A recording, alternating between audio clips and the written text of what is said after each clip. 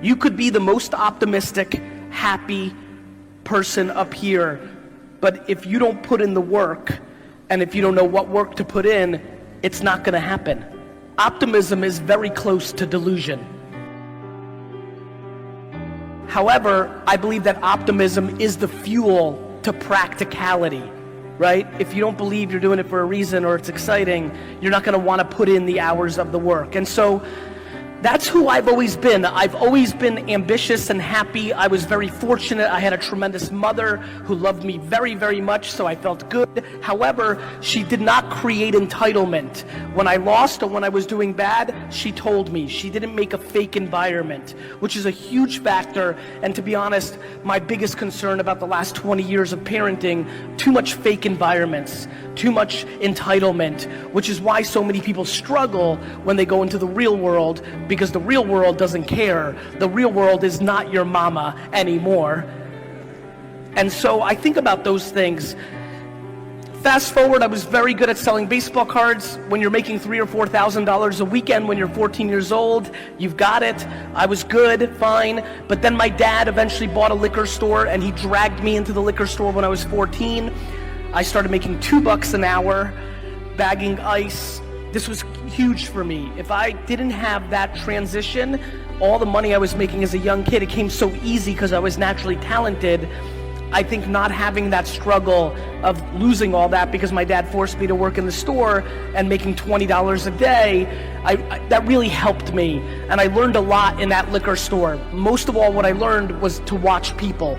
I will go to the airport and on my flight, I will literally read most of the comments on Twitter, on Instagram, your DMs. I will read them, and I'll read them to understand, was there anything I said in this hour that stood out, that didn't hit, that did hit?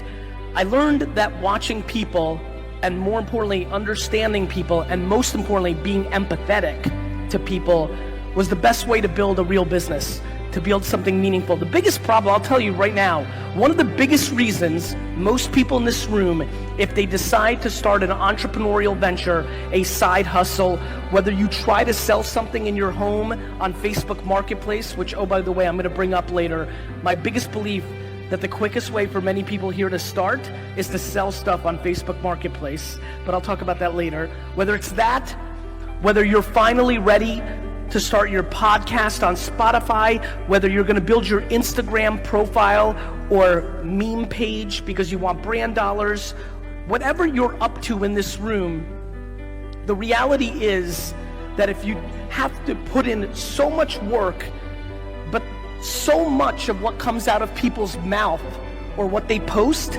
is selfish, not selfless. It's what you want. You want them to buy it. You want them to like your post. You want them to follow you. The biggest reason I have the luxury of standing here today is from the wine business, to the content I made on YouTube when it first came out, to everything I've done over the last 8 to 9 years in my books, in all my free content. I've always thought, how do I bring more value to you than I get in return? It's very simple. Karma, or doing the right thing, always works. The problem is, most people are impatient. The reason most people are impatient, especially in cultures like mine, Eastern European, in cultures like here, there's too many people in here that are trying to get successful too fast because they want to prove it to their parents. And in that impatience is a very important point. My friends, the number one thing I fear, period, is that people live their lives based on other people's opinions. The number one thing that I have seen as I've gotten older that has been very obvious to me is that most of the people here today do many of the things they do because of 1 to 5 people's opinions in their lives, whether their parents, their spouse, their older sibling, their neighbor.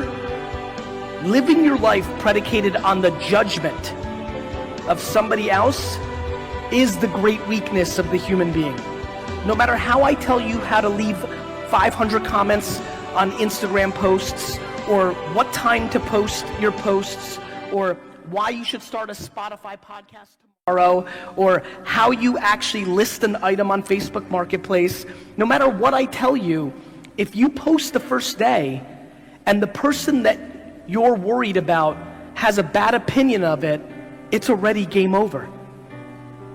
And so I flew all the way here, 24 hours, to put pressure on what is the most obvious conversation, which is, are you prepared to finally get quiet in your head and not allow the opinions of others to dictate your behaviors? Every person here knows what they want to do. If you're here today, there's something running through your mind that you want to do. There's no reason for you to be here today unless there's something running through your mind that you want to do. We were grown-ups already before the internet came. I was 18 years old. I'd lived my life, at least the childhood part of my life, without the internet. The biggest thing that excites me, especially in a mature internet market like here, WhatsApp and Facebook and Instagram and YouTube and Spotify, like, there's so much opportunity and you don't even have to leave your home. There was no building your life, after hours when I was growing up. When you had a job and you had to take care of something, you didn't then start another job because it was late. But now this allows it.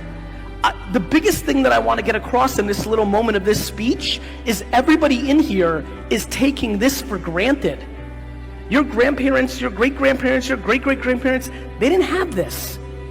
If you aren't succeeding or attacking your success with this in your hand, then what are you doing? Every single person here has the opportunity to create a profile and a presence online, whether it's yourself or your business or your idea, and the cost is zero. I love when people get mad when Facebook or Instagram's organic reach goes down. I keep reminding them it's free. Over the next year or two, Instagram's reach is going to go down because more ads are going to go in. So as you can imagine, I'm so passionate to get you to post 3 or 4 times a day, not once a day, yet everybody overthinks their posts so much because they're so scared not to get as many likes as they did last time. True. It's 100% true. The amount of people here who want to post something but retake it 53 times or change the filter or things of that nature, or my favorite move, you post it, but in the first 83 seconds you don't get enough likes and you remove it. It's a fascinating thing for me to watch because what it speaks to is, in my opinion, people being confused about the game. I view the game macro. I watch most people play micro. You're not in the business of getting likes on Instagram, yet you're pandering to the machine of that. You're in the business of creating awareness for whatever you want.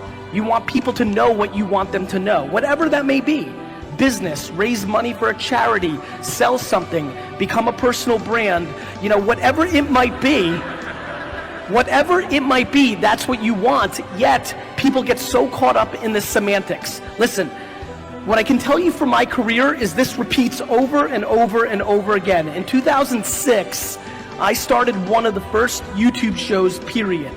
It was the longest show on YouTube when I launched it. YouTube wasn't even a year old. I sat in front of a camera and I drank wine for 30 minutes and a lot of people watched it.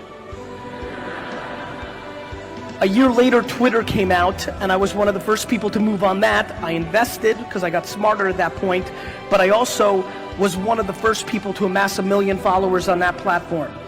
Before I did YouTube and Twitter, a year or two earlier in America and many other parts of the world, MySpace had won and dominated, and there were people that won on that platform. If you pay attention to what happened on MySpace, if you pay attention to what happened on YouTube, if you pay attention to what happened on Twitter and then Facebook and then Vine and on and on and on, it's all the same game. In the beginning, if you move quickly, you can get more attention. Most people get frustrated that they aren't first, and then they don't go all in because they think they missed it. However, winning on these platforms is a game of being better, not first.